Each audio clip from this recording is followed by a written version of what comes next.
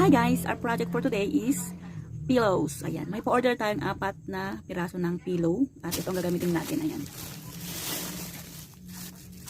Ito siya.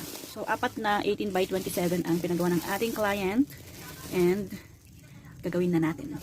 Papakita ko mamaya yung finished product. Ayan. Ito pala ay per kilo nabibili sa palengke. Hindi ko lang alam sa iba. Kasi dito sa amin ay retail lang. Per kilo ang tinda nila. So, 160 ang 3 kilos. Bawat plastic ay 3 kilos yung laman niya. So, yon.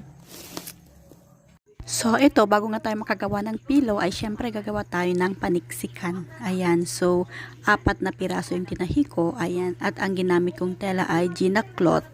Gray ang kanyang kulay kasi yun ang gusto ni customer natin.